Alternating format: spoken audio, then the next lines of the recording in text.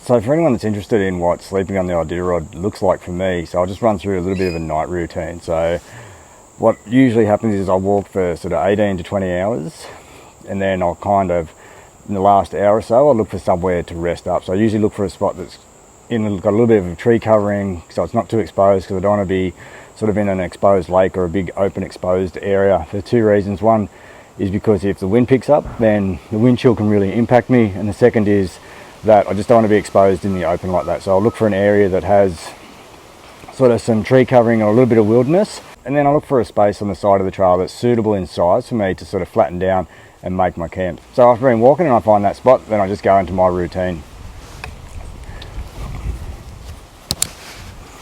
So I'll pull my polk off to the side of the trail, or I'll walk off to the side of the trail so that I've left enough space so that the whole polk itself is on the side of the trail. And then I'll put my poles down, one in front, one behind, because I'll have reflective tape on them. So for any sort of snow machines that come through, the lights will bounce off it at night.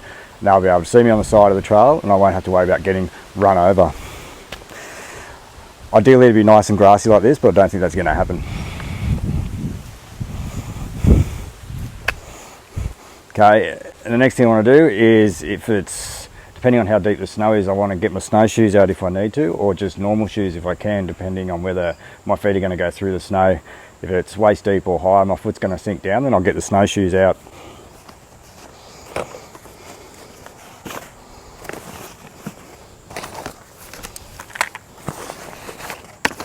So things I need first are usually on the top of my polk so I can get to them easily. So if I need shoes to go off track around a moose or something, they're there nice and quick so I can get them off and get going. So now I'll flatten out an area big enough to put my sleeping bag down and go to sleep.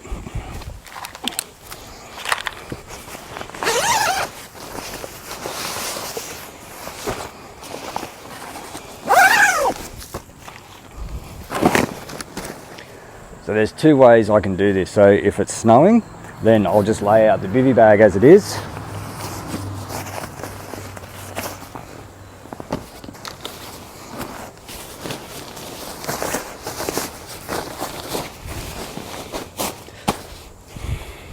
So inside here is my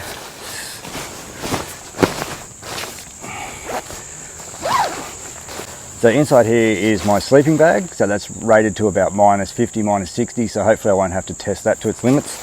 And then underneath that is a ground mat, which I'll inflate once I've got myself set up. So if I am going to sleep in here and it's snowing, then I'll sleep with it inside the bivvy bag. Anything that I want in the morning that I don't want frozen, so shoes, water, food, anything like that will come inside this bag with me. Okay, and then it's just a case of trying to make it as tight as I can so that I don't have too much cold air coming in and I'm not suffocating myself. And during the night, I'll kind of roll over 3 or 4 times, or roll over every 30 to 40 minutes. So I change position around everything that's in here because it's not really that comfortable. And I either sort of close this up to let less cold air in, or I open it up to let a little bit more fresh air in. So my sleep's pretty broken, but I'll get 3 or 4 hours of reasonable quality sleep.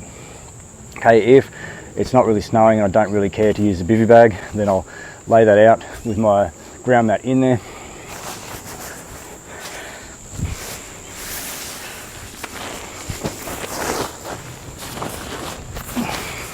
And I'll just sleep with the sleeping bag in the open, so that way it allows a little bit more air to come through and there's less moisture. I don't have to worry about moisture as much, because if I get too much moisture in the bivvy bag, then it's going to impact the amount of heat this will retain, and if I get too much moisture in here, then it can start to become an issue for me. So ideally I sort of want any of that moisture to just evaporate off into the air. So that's pretty much how it goes. So I climb into here, so I take my shoes off, I'll be standing on here. Once I start to undress, I'll take shoes off, take all my layers off, and then it's straight in here as quick as I can. With food, anything like that, I might cook if I feel like it, and then when I get up in the morning I might have a bit of a coffee or anything before I come out. It's just minimal exposure back in the bag so I can stay as warm as I can. Once I'm ready to go and I've thought through the process of packing up and heading off, kind of always keep the polk in the direction that I want to head off. Okay, so if I wake up and I'm a little bit disorientated after 3 or 4 hours sleep and there's a bit of snow, I know where to go, I'm not going to get lost. I'll jump up, everything on as quick as I can, And then it's just a matter of rolling this up as fast as I can back in the pulk and get going as quick as I can, because movement creates warmth, and warmth is what's going to keep me alive.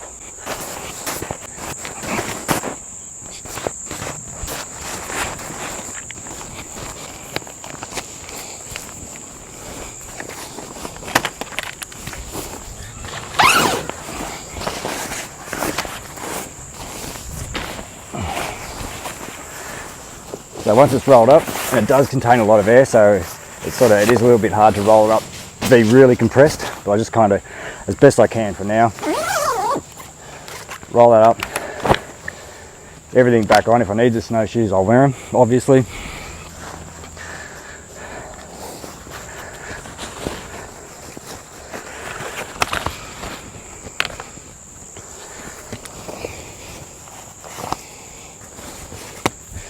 For this little guy, because like I said, young Banjo here, I'm going to travel, or going to cart him across the Iditarod in an effort to raise funds for the children's hospital here. So if you're interested in getting into that, then check out the links and please donate if you want to support the children's hospital.